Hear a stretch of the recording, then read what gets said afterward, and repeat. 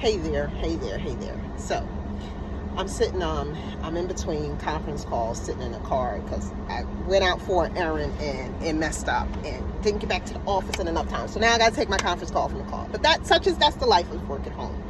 And I've been working at home for 20 plus years. So I got this is just what we do.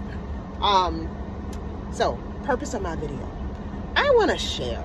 I was thinking about, I'm supposed to be posting daily content. I'm really bad with that, but I'm trying to get better. And the problem is I don't have my tools. I don't have a little thing to walk around whenever I feel the need to go on a rant. Then I just push record and start posting.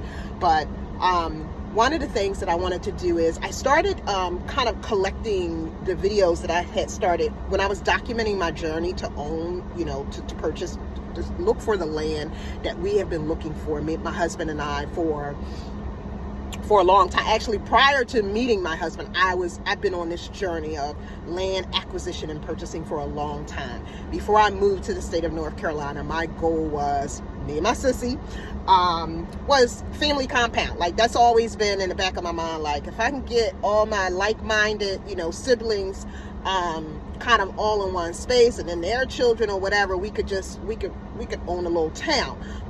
So that was always the goal in the back of my mind, and my mom was already here. So anyway, when I've been here about 15 years, and then when my youngest son Issa, he was diagnosed with autism, I was living in Philly. I was like, I gotta get out of here, because no shade to Philly, but shade to Philly.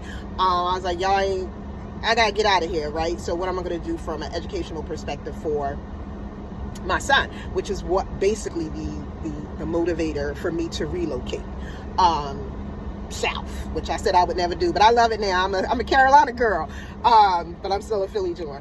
But that's not what the purpose of the video. So so I started documenting my journey, of purchasing this land. So this concept, and how it all started was, like, my son, by the time he was in middle school, I started having those what if conversations, right? So, like, okay, what if he goes to college? What if he doesn't go to college? What if he, wants to do this? Or what if he doesn't do that? Or what if, guess what? You may have to actually provide care for him for the rest of his life, right? So that wasn't like something that I thought of prior to middle school, but it was something that, like, oh no, I don't think that's going to be the case. I think he going to, be off doing his own thing. But just in case, let me start planning. And I actually say the planning was too late, because the plan was all conceptual. It was just kind of like, that's a plan B. But I started saying, you know what? Let me start thinking about it. And then when I started looking at the options that were out there, it was deplorable. And I don't feel like it's gotten better, to be honest. But that's a whole nother video where we're talking about, we could talk about that. But I started looking at the options, and I was like, okay, I don't think any of, like, I started looking at group homes and stuff like that, and I was like, nah, my son ain't going to none of these places. So guess what? Badia's child, I was like, okay, so you're gonna have to build your own group home. That literally, like, I don't like none of these group homes, so build your own. And that's what started me on the process of wanting to acquire more land. Now, I already had the family compound idea in my mind, so that just added to it, right? So it was just like, yeah, and I actually got to have a group home too, so I have to actually acquire a lot of land to be able to have all these things. The other thing is, when I got to North Carolina, when I had come to North Carolina, I had just not sold, I was attempting to sell a home that I built from the ground up in Philadelphia. Like, and that's what I really want to talk about. I want to talk about the very first project. I want to kind of do a series of videos to kind of share my journey on that very first project. Because when I look back at how I started and what I started with, I literally started with no information, no mentor, no wherewithal. Be like, how do you even do this? I remember even telling people, like, I'm gonna build a house, and I'm gonna build a brand new house from the ground up. And people was looking at me like, okay, grandiose narcissist or whatever. They were just looking at me like, girl, you tripping. I had one girlfriend who actually was like, oh yeah, I think you can do it. One person, and I don't even, it wasn't even a girlfriend, it was like a work colleague. And I was just like, I think I can too. And I literally purchased the land, sought land out, purchased the land, went through the zoning process, became my own general contractor, everything from architectural designs to actual interior designs. My interior design skills was trash back then, though. So when I look back at some of the pictures and some of the design choices I made, I was like, oh, you was tripping.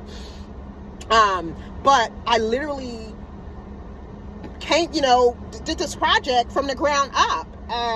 Now, 20 years later, we're doing that too. But I'm like, you was doing that back in 2005, 7, something like that, when no one else was doing it, before, Instagram was a thing and all these people were posting reels. Like, you were actually doing it. But what they don't show you is the process to do that it ain't easy.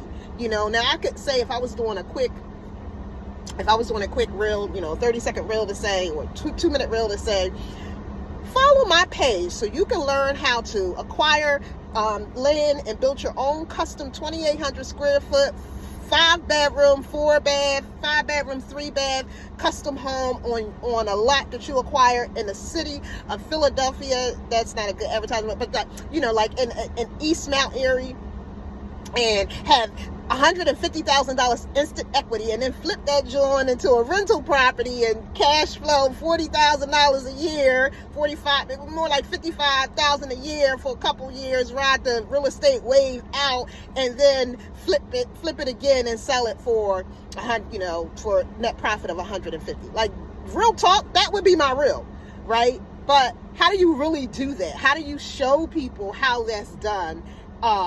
You don't do it in 2 minutes, because it wasn't that easy. I did come up, don't get me wrong, but during the time I didn't feel like it was a come up. But when I look back, I was like, you know what?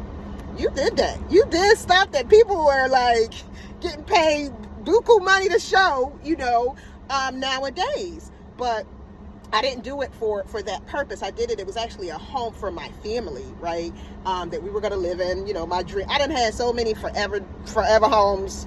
Don't even listen to me no more when I say forever home. Like, okay, I'm going to finally say, don't listen to me no more.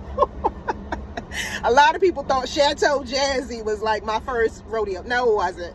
I've been doing this for a while. But anyway, that home, when I did it, when we built the home, 635 Vernon Road, it wasn't for the purposes of, making money and instant equity and becoming a real estate investor. It was none of that. But I actually was kind of forced into the